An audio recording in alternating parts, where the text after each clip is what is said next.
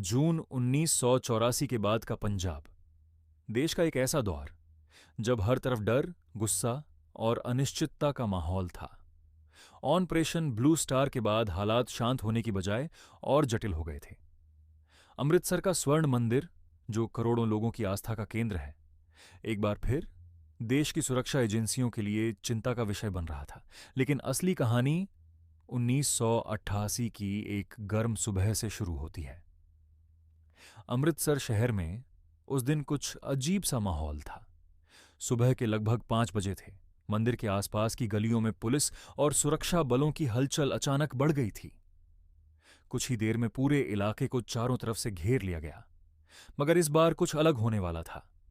4 साल पहले जो हुआ था, उससे पूरा देश हिल गया था। सेना के बड़े ऑपरेशन के बाद सैकड़ों लोग मारे गए थे और दुनिया भर में भारत की छवि पर सवाल उठे थे। इसीलिए 1988 में सरकार और सुरक्षा एजेंसियों के सामने सबसे बड़ी चुनौती यह थी कि अगर फिर से स्वर्ण मंदिर परिसर में छिपे उग्रवादियों को बाहर निकालना है, तो इस बार तरीका बिल्कुल अलग होना चाहिए। ये वही मिशन था जिसे इतिहास में ऑपरेशन ब्लैक थंडर के नाम से जाना जाता है। लेकिन इस ऑपरेशन की असली कहानी, उसकी योजना, उसकी रणनीति और उसके पीछे की खुफिया तैयारी आज भी बहुत कम लोग जानते हैं। उस समय पंजाब आतंकवाद की सबसे खतरनाक लहर से गुजर रहा था। 1980 के दशक में कई उग्रवादी संगठन सक्रिय हो चुके थे। इन संगठनों का उद्देश्य एक अलग देश, खालिस्तान बनाना था। इसी दौरान कई बार ऐसा हुआ कि उग्रवादियों ने धार्मिक स्थलों को अपने ठिकाने के रूप में इस्तेमाल करना शुरू कर दिया। यह सुरक्षा एजेंसियों के लिए बहुत बड़ी चुनौती बन गया था, क्योंकि ऐसे स्थानों पर कार्रवाई करना बेहद संवेदनशील मामला था। 1984 के ऑपरेशन ब्लू स्टार के बाद कई प्रमुख उग्रवादी मारे गए थे, लेकिन आंदोलन पूरी तरह खत्म नहीं हुआ था। इसके उलट कुछ नए नेता उभर कर सामने आए। इन्हीं में से एक नाम था गुरचरण सिंह मनहाल और कुछ अन्य उग्रवादी कमांडर, जिन्होंने धीरे धीरे स्वर्ण मंदिर परिसर के अंदर फिर से अपनी मौजूदगी मजबूत करनी शुरू कर दी। 1986 और 1987 के बीच यह खबरें आने लगीं कि स्वर्ण मंदिर परिसर में फिर से हथियार जमा किए जा रहे हैं। भारत की खुफिया एजेंसियां, खासकर इंटेलिजेंस ब्यूरो और पंजाब पुलिस, इस स्थिति पर लगातार नजर रखे हुए थी। लेकिन इस बार सरकार कोई जल्दबाजी नहीं करना चाहती थी।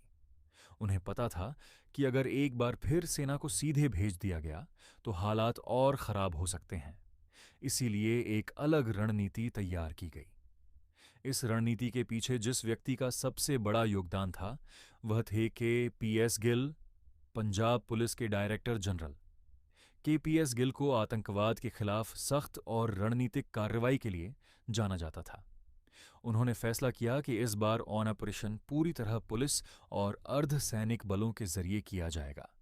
सेना को सीधे शामिल नहीं किया जाएगा। लेकिन सबसे महत्वपूर्ण बात यह थी कि इस बार ऑपरेशन को पूरी दुनिया के सामने पारदर्शी तरीके से किया जाएगा। 1984 के ऑपरेशन ब्लू स्टार के समय मीडिया को अंदर जाने की अनुमति नहीं थी, जिससे कई तरह की अफवाहें और विवाद पैदा हुए थे। इस बार सरकार ने एक बिल्कुल अलग फैसला लिया। पत्रकारों और मीडिया को मंदिर के आसपास मौजूद रहने दिया गया ताकि पूरी दुनिया देख सके कि कार्रवाई कैसे हो रही है। मई 1988 में जब खुफिया रिपोर्ट्स ने पुष्टि कर दी कि मंदिर परिसर के अंदर बड़ी संख्या में उग्रवादी मौजूद हैं, तब ऑपरेशन की अंतिम योजना बनाई गई। 17 मई 1988 की रात अमृतसर शहर के चारों तरफ सुरक्षा बलों की तैनाती बढ़ा दी गई। Punjab police, national security guard और केंद्रीय रिजर्व पुलिस बल के जवान धीरे धीरे अपनी जगह लेने लगे। लेकिन सबसे बड़ा फर्क यह था कि इस बार रणनीति सीधी लड़ाई की नहीं थी। इस बार योजना थी घेराबंदी। 18 मई की सुबह होते ही स्वर्ण मंदिर परिसर को चारों तरफ से घेर लिया गया। सभी रास्तों पर सुरक्षा बल तैनात कर दिए गए। लाउड स्पीकर के जरिए अंदर मौजूद उग्रवादियों से अपील की गई कि वे हथियार डालकर आत्मसमर्पण कर दें। शुरुआत में अंदर से कोई प्रतिक्रिया नहीं आई, लेकिन जैसे जैसे दिन बीतने लगा, उग्रवादियों को यह एहसास होने लगा कि इस बार स्थिति अलग है। सुरक्षा बलों ने न तो भारी हथियारों का इस्तेमाल किया और न ही तुरंत हमला किया। उन्होंने धैर्य रखा। चारों तरफ से निगरानी बढ़ा दी गई। छतों पर स्नाइपर्स तैनात कर दिए गए। मंदिर परिसर के अंदर आने जाने वाले हर रास्ते पर कड़ी नजर रखी जाने लगी। धीरे धीरे उग्रवादियों के लिए बाहर निकलने का कोई रास्ता नहीं बचा। खाना पानी की सप्लाई भी सीमित हो गई।